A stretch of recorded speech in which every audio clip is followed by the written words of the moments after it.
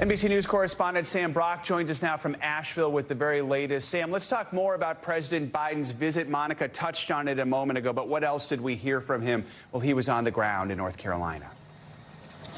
Sure. So it's important background to note the president came, Joe, and offered a very sobering assessment of what is going to be a multi-month, if not multi-year process of recovery, and the fact that there's going to be billions, probably tens of billions in economic damage for these communities. He said that the federal government is going to stick this out. We know there's already 3,500 federal personnel on the ground, 1,200 urban search and rescue teams, but they've also been responding to the idea that FEMA was not acting fast enough. We got some information from FEMA, Joe, about the fact that they had to pre-position in a general location where they could reach several different states should the needs arise. They were in Raleigh originally. It's why it took 48 plus hours for them to get water and food disseminated on the ground in places like Swannanoa, where I am right now. We only had access here, Joe, in the last day and a half or so because the roads finally opened up. I want to point your attention to what's behind me. This is the main road in and out of Swannanoa.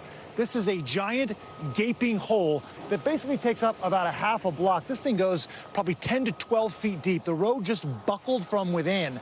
And behind me, you're seeing all these crews right now trying to restore power lines. I know you mentioned the fact that it's widespread. There's roughly 1 million customers at this hour with no power in North Carolina, South Carolina, and Georgia.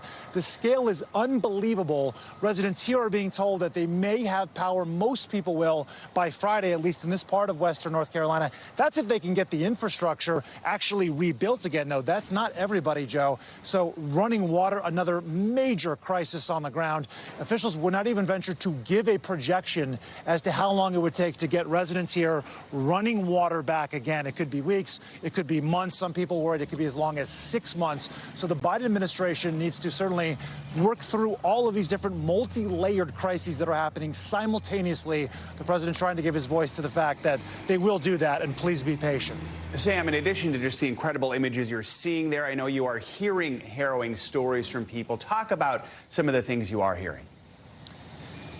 This is pretty incredible. So we met so many folks yesterday in a small little neighborhood, working class neighborhood, about a half a mile from where I'm standing that were talking about punctured holes in the roof where people had to break through their attic and get onto the roof itself to be rescued either by kayak or by chopper. And we saw the proof of that, not just in terms of the holes, but also flotation devices that some folks had used from getting from one house to another to put themselves in a position to be rescued. That was harrowing.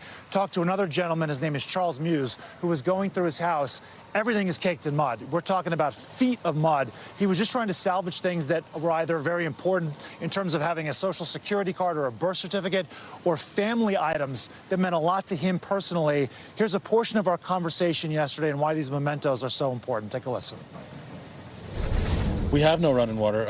We're living off of water bottles and generators, and it looks like the city of Asheville saying the water is going to be maybe weeks, maybe months before they have the situation back up and running.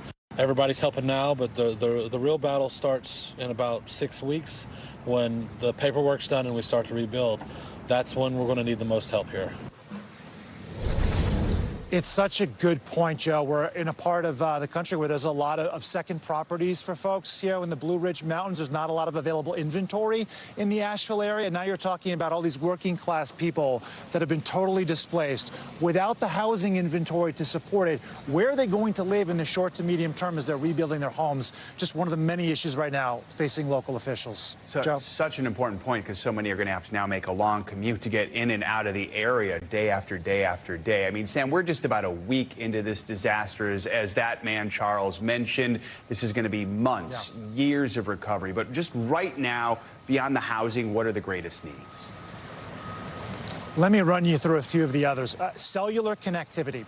So right now, we don't even know, Joe, whether is it dozens, is it hundreds of people that are still unaccounted for? We've heard figures like 11,000 welfare checks down to 150, down to a handful. The latest we got from Buncombe County was they had it down to 4 from 400. But no one seems to have that much of an idea, largely because people are telling us we can't reach our relatives. We go to try to call them or use government channels and no one can get online. I would say that's probably at the top of the list. Water, we talked about, electricity, really just being able to get supplies through all of these things in their totality have created a nightmare logistically. All right. Sam Brock, Sam, appreciate your reporting. Thank you so much.